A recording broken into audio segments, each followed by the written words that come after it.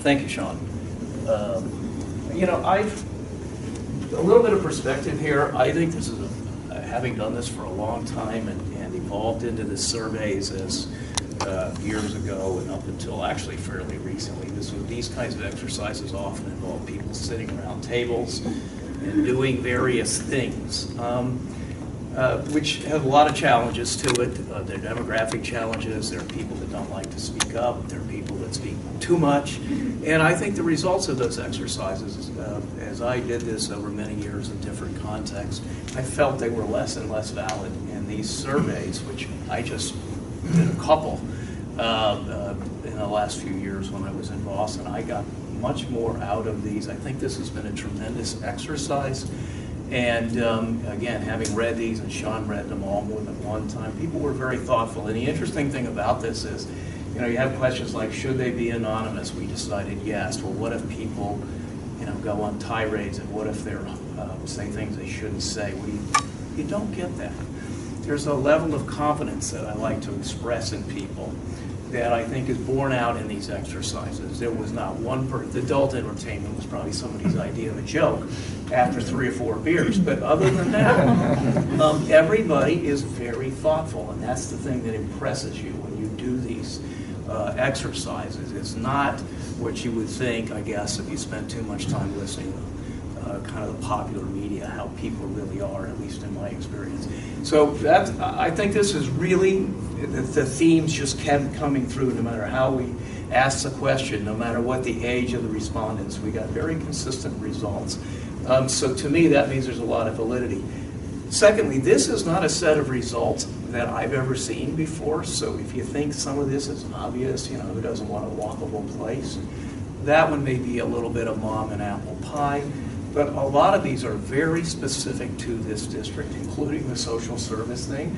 You know, I've done these where you get very different results. We want no development. We want everything to be about affordable housing. We want everything to be family-oriented.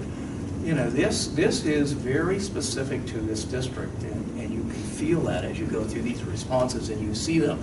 So I think this is a unique set of responses to a unique place.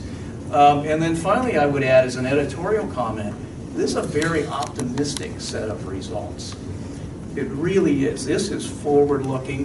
When you get has potential, as in a couple of cases you saw, maybe your number 2 response, you don't see that stuff. That's kind of a throw-in question. Most people want to talk to you in these things about problems. And there were a few, but there's much more emphasis on a positive future that the district can have. So that, again, in my experience, is very different. Every place has challenges. The Rosemary District has challenges. There's no place without them. You know, I have a daughter who's in the Marines who just told me, I'm not going to Hawaii, get this, because it's too expensive, Dad. Now, they pay for everything. So Hawaii has a challenge. It's beautiful. It's a wonderful place to live. It costs a lot of money. So every place has its challenges. This district does as well. But it has so few, at least in the perception, from the standpoint of perception, compared to all these positives and this great set of aspirations that people have. I find it very, very encouraging. I really do. And so I want to point that out. I've seen very negative kinds of things to this. You know, get the heck out of town. We don't want to see anything change. And we didn't get any of that. So to move forward, sorry about the density of this, and Pam, you asked. This will be up on the website, and I want to emphasize one more time. So what Sean and I did was spend a lot of time reading through these, really trying to distill this down to some words that we could use to capture this, as I mentioned earlier, kind of at the highest level of abstraction, maybe again, like the constitution of this effort. Is this vision statement. I've seen them as short as 5 words, as long as pages. This is somewhere in between. But, you know, the words in here matter. We chose them carefully, but we would love to get your thoughts on these. So the Rosemary District will be Sarasota's 21st century complete live, work, play neighborhood. By the way, that is not what you get all the time, live, work, play. That came through very clearly here, you know, and that has implications, and we'll come back to that. It's adjacent, of course, to the traditional downtown, the Bayfront, and more established residential neighborhoods. But it should have in the future its own distinct identity. I mean, that is just resonating through this. To your point of a little while ago, Ian, the neighborhood's cultural and architectural history will be respected. This is all going forward. Think about this in the future. While creativity, innovation, and the arts are celebrated. So, let's look forward, but let's also remember where we came from in this district. And it's so easy with a fast-growing area to just obliterate that, to lose track of that history. And the words, as I said, all the words matter here. So this is the word cultural. It's not just about buildings. It's not just about architecture. This district has a history. We need to be respectful of that. We need to educate ourselves on that, and then we need to celebrate that somehow. Public policies and investments, new developments in businesses, and events and activities that contribute to a vibrant, human-scale neighborhood should be encouraged, and safe and active street life, diversity, and authenticity should be promoted. So, that's the best we could do to try to pull all this together. And feel free to, wordsmith it if you want. But and love to hear your thoughts on this. But we packed an awful lot in there, and I went back through it again today for maybe the 10th time, and I started to fool with it. And I said, we did a pretty decent job, I think, of picking up these themes. Nothing's perfect, but that's where we are. So from there, let's say that sits up here. We have 9 of these guiding principles that we've kind of distilled at a greater level of specificity. And if you look at these, even within each of them, in bold is kind of the big statement, the tagline. And then down below it, we start to get a little bit more specific. And then as we go forward, we're going to continue to put finer and finer points on this and continue again to present this to you and get your thoughts on it. So I mentioned, and we have throughout, complete live, work, play neighborhood. Well, what does that mean? That means more varied housing types and prices. That's the live part of this. Again, these words were carefully chosen. More job-creating businesses. One of the interesting things that came out of Sean's work earlier was how many more people live here than there are jobs here. Well, that's not really a complete neighborhood. That's a neighborhood in which people are actually, interestingly enough, commuting out of the city to go to work. It's a reverse. So when I say this neighborhood is unique, that's not what you would expect. More people live here than work here. That means those that work, and there's quite a few, are actually leaving to go work somewhere else, not here. So job-creating businesses, more neighborhood stores and restaurants, obviously. Your neighborhood needs to have places that serve the neighborhood, that you can walk to and you don't have to use cars. And then more entertainment options, which was an interesting theme that ran throughout the survey results. So that's one. Second, promote walkability within the district. That was seen, as Sean mentioned, as an existing strength, and it's seen as one of the most important things going forward. Probably not surprising, but what does that mean? Well, safe and comfortable sidewalks. And the next one, that's kind of obvious to people, I think, and here in Florida, that means shade and a whole bunch of other things. We'll put finer points on that, as I said. Interesting and attractive street level experiences. That's so important to really have a good pedestrian experience. We're not doing a great job with that right now anywhere here, right? We're thinking a lot about sidewalks as if sidewalks in and of themselves are the answer. It's a lot more than that. Endpoints and destinations. Where are you walking to? And better wayfinding. How do you know where you're going? So when you take this and you start to pull it apart, these are some of the things that come out of that. Enhance public safety and security in the district. This is, you've got to be careful here, but it's a theme, and we're trying as best we can to accurately reflect what everyone has told us through enforcement of laws. More positive activity in the public realm. Public realm is, it's planeries, but it really means the streets and the sidewalks, and it would be parks too if there were parks here, but it's that area where it's not privately owned that we all share.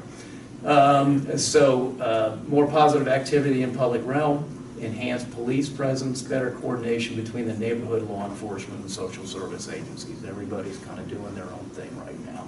Part of our reason for wanting to come see you, Ethan, is to talk more about how we can coordinate with you and Salvation Army. So that's the third one. Fourth, promote pedestrian and bicycle connectivity between the district, the downtown, bayfront, and neighborhoods.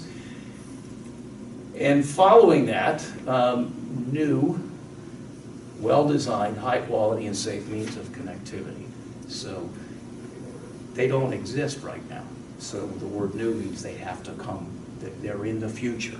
Well-designed has a lot of, there's a lot packed into that, quality and safe. So there are things there.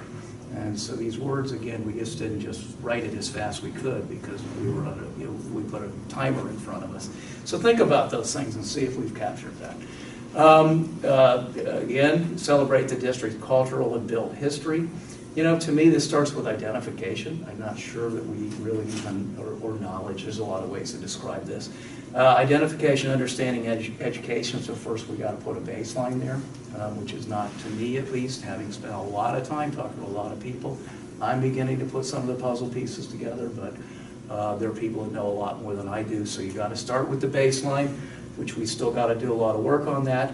Then how do you recognize and how do you preserve this so it doesn't just get lost unintentionally is often the way it happens. This isn't malice, it's just things happen and then people will say, well, what happened to, or why is that gone? So this is very important, and Ian, I hope this goes to the question that you asked earlier.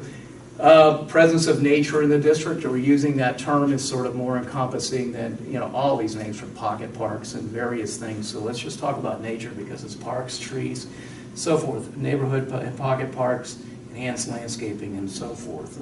We would probably all agree on that. And then the last three did not get. I often do this with a David Letterman, but for those of you who remember him, I used to do always the Letterman top 10, but this one stopped at 9, and that's fine. Recognize and celebrate the district's distinctiveness and authenticity. And this is interesting. Actions programs that attract unique local businesses. Ashley has one. I saw you in the back. She has Canned Ham Vintage, for instance, which is just a terrific place I happen to go to today. It's not like anything else around. Preservation, facilitate the preservation and growth of the artistic community. There's a very large artistic community there. Often casualties of these kinds of efforts, and so sort of like cultural and built history, it's important to sort of understand that exists, and it probably is a good thing to continue to preserve and promote. Integrate, and I put the word progressive in here, progressive public art. So if we do sort of Me Too, maybe that's what everybody wants. I would suggest maybe this is a district we could try to push the boundaries a little bit with the public art. And something that's a personal issue, many of you have heard me talk about this, expressive architecture. I think we've tamped everything down to where it's really, I think, a little bit too well-mannered. Maybe more broadly, but certainly in the district. Let's think about popping some things out. Provide increased support for the district local businesses. There are a lot of businesses here that don't feel as if they're sort of acknowledged and recognized here. It is so important to build on the business base that you have and support them. And we will need some parking in the future, and maybe way down the road we won't, but it's important right now. There is a strong feeling among some of the business owners, many of them actually, that we somehow have to do a better job of identifying this district and making it clear to people where they are and what's special about it. And then, again, Ashley, I'll pick on you one more time. Ashley does I don't know the right name of your event, but yeah, and but we don't have enough of that here. It is so important, close streets off, do things that are neighborhood oriented, and get people out and talking with each other and having fun. And then, we need to continue to focus a little bit on public safety. And then finally, and the wording's very careful here, balance regional social service needs with what is really seen as a disproportionate share of those services. We didn't say it, it's the survey that said, the survey respondents told us this. And it is what it is, but we need to better communicate with Ethan and others, consider impacts of any proposed expansions, and then maybe most importantly, encourage more broadly based regional solutions to some of these regional challenges. Many of these things are really concentrated right now in the district. So again, careful words, important thought. You could just see how it permeated the survey. We could not ignore it. And again, our job is to try to be the scribes and translators of this, so this is the best we could do.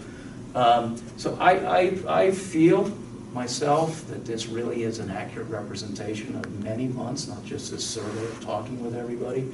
I hope you feel that way too. We are wide open to suggestions, so what we'd like to do going forward is, and I'll take any questions here, I didn't mean to foreclose that, is we put all this out there in draft form. We tried to explain to you this meeting and others kind of how all this emerged, what the source information was and how we got to where we were. We did the best job we could to try to craft these in a concise, meaningful way. We'll continue to drill down and make come up with more specific recommendations, but it would be great. We'll have the stuff on the website, Sean, maybe tomorrow? Hope to. You know, let us know. If we miss something, tell us. If you think that the wording is great or not so good, let us know about that. So, you know, we need to complete the vision statement and the guiding principles because they'll sit there and other things will flow down from them.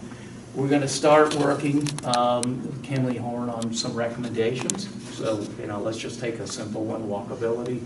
You know, there was some simple concepts, but important. They're meaningful, that were reflected, you know, here. But that doesn't tell you much. We want to get down to much finer grain and a greater level of specificity as we go forward.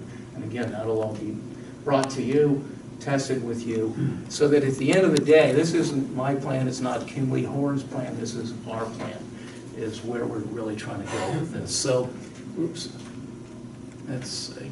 So we'll do that the end of this month, and it'll certainly slide into May, and then May and June. We're going to try to wrap this up if we can, at a June kind of time frame. We'll have another meeting with the community like this one where we'll present these plan recommendations that I just described. We're trying to figure out how best to reach out to city commissioners. We've got 2 new commissioners coming in a couple of weeks. Do we do it at a public meeting? Do we do one-on-ones? Do we do both? We'll figure that out. As I mentioned, you know, maybe there's a role for the county here. We've got to think that through.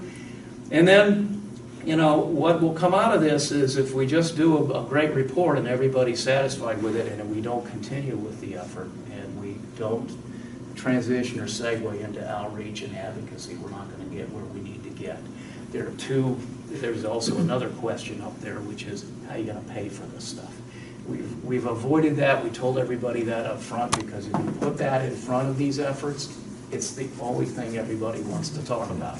How are you going to pay for it? How are you going to pay for it? So we felt, and we talked about this at the couple early meetings, let's set that issue aside. We don't know what we would want to buy. So, you know what's on the grocery list to put it in that way. So we've put that aside. At some point, the reality of funding needs to come back into this picture. We will get there, and then there needs to be some way to carry this effort on. But we're not there yet because we're still engaged in this effort. So that's where we're headed. I'd be happy to take questions. Brenda and Kevin, we might have a few minutes at the end for you, so it's all going to work out, I think. More so a combination of, I guess, statement and question. Sure. If we could buzz back to slide 29. Yeah, like you said, everything is pretty clear. You know, there's definitely some distinct direction that a lot of people are wanting to see and things that they're thinking about. Right. First, the statement would be, I look at the top items there. You know, the pace of development is acceptable. You know, the new development is acceptable. We need more stores, those kind of scenarios. Then you go to the bottom portion of that list. If we like the way the development's going, the size of the developments, we need all these stores, how do we put that in a footprint the size of the Rosemary District and add the parks, the open spaces, and, you know, be a different, I mean, it's going to be a very challenging task, I get that. Right. Has there been a thought of having any sort of brain dump from the same people that feel they want this? How do you expect to get it? What are your thoughts to get it there? Yeah. It's a good question. It's a compact area. But, you know, it's interesting because we look at the aerial photographs a lot. And we should always have that over here because there's a lot more undeveloped land than you would think, first of all, A. And B, there's a lot of redevelopment opportunities. And I don't mean that in the sense you take a one-story building and you put a 10-story building, 10-story, it's just things that, I have 2 buildings like that. They're changing. And so there are a lot of opportunities. I'm taking a furniture store that was empty for 10 years, and I'm going to put a series of tenants in there who will address actually some of these needs. So I don't think if you thought about it, you think, hey, Adcock Furniture, that's where we're going to get some of these businesses, but that's where they're going to go. And so it's a good question, and part of what we'll be doing as we go forward, we can't come out of this, and I think this is part of what you're getting at, with something that's not realistic. So we're not suggesting that there's going to be a 20-acre park in the middle of the Rosemary District. That's why everybody immediately accepts the reality. Anything that's done is going to have to be small, thoughtful, right? What is that character of that? Probably won't get all the stuff on the wish list. Maybe there is no grocery store because the other existing grocery stores, if there's greater connectivity, maybe that's okay. So this is what people aspire to. Part of what they mean is, I can't get to the grocery store, in a way that I find is convenient. So it was a great question. We're not going to do a master plan that's going to say grocery store here, and pharmacy over here, but we're going to continue to try to deal with, it's got to be realistic. There's no point in having it, sure. Speaking to the brain dump. Yep. One of the things I thought when I first walked in the room is that we're doing very much traditionally what we've always done. We sit in chairs like this, yep, and we listen to somebody talk. Yep. And you're very good, by the way. Thank you. I really appreciate it. You really get it. You have 9 goals, or 9 issues. What if you had a meeting where you had 9 tables, goal in the middle, and people, like duplicate bridge, where you set the table and the cards keep moving? Yeah. So that people could sit with those problems, whether we're 5 people at a table or 4, not problems but concepts, you'd sit there and brain into them, think about those things, and write these things down so that, because what you start to develop is real buy-in to ideas and ideas. Because what happens when the meetings end, there's a point where you lose your energy. Right. So it's keeping that energy flowing. And also it helps people get to meet and know each other, sure, to have that interaction. It's a good suggestion. So let us think about that. Because, no, and I mean that in a sincere way. It can be tough. Because put that together. There's another way of doing that, and I'll just give you, this is my own opinion. Open-ended exercises are tough. So if there's a little bit of framing, and then people can kind of pick things up and go from some starting point, it's usually a little better. So maybe what we can do is make a whole series of suggestions, and then people can say whatever they want about those and add theirs. So that we make a little more progress. If you start with nothing, then sometimes you barely get to the first step in those, but it's a good idea. But you are starting with nothing. You have the list, you have your 9 things. So, okay, how do you make a place What does that walkable? mean? So put those 9 on the table is what you would do? No, I'm saying you have 9 tables. Yeah, okay. Well, let's think about it. It's a good suggestion. Just a thought. It's a good. Would you be willing to I would say one of the tables. come and say, it takes a little while, by the way. I'm trying to get better air conditioning. But thank you. It's a good suggestion. We don't, this is all, you're doing a great job. kind of open field running, so there's no, the next step is not firmly defined. We got to tonight, and we'll go from there. So thank you very much. Frank, you have a question? Yeah, just real quick.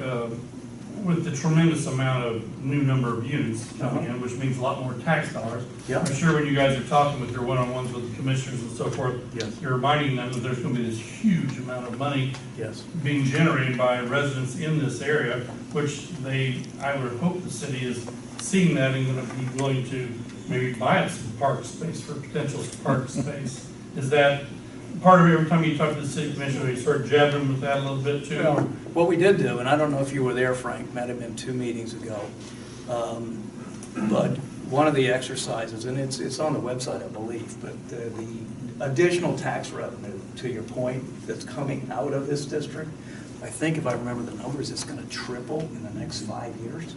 It's a tremendous increase. So that's part one. Part two is, will some fair, let's say, share of that be reinvested in this district. That's the way I like to put it. And it's important here to remember, this is city and county money. So when I said earlier, you know, we haven't spent a lot of time because we're in the city of Sarasota thinking about the county. County collects, if anything, more taxes than the city does. So a lot of money is going to be generated from this district. How do we ensure that an appropriate amount comes back? And it's a valid point, not quite there. Any other questions? Now, I'd like to know Sure. how many people in the room live in the Rosemary district. Would you mind Show of showing hands? your hand? Sure, of course. Do you have businesses in Rosemary? Yeah, No, not even half. Well, how Well, many how people about have business- businesses too? How Because many people have businesses in the Rosemary I have district? a business Yeah. space, so. Thank you. So that's pretty much everybody in the room between those two. And we've tried to make this not just residents, but business owners, residents, and property owners. Those are our kind of three broad categories. And I think everybody here almost everybody falls in one of those categories. Ethan, you have a question? Yeah, so thankful for the work. A couple of things. One, to those who are new to the neighborhood, we're glad to have you. We worked hard for you to come. I do that sincerely. And when people weren't coming, we worked very hard to clean up streets so they would actually drive down the streets, which Frank remembers those days, so we thank you for that. Two, on it, and we supported the change in the zoning and all to be helpful, so that's good. But I think that some that we may want to be cautious on is the community narrative. So even 3 years in the county, homelessness was #1. Now, if you look at county-wide issues, traffic and development is #1.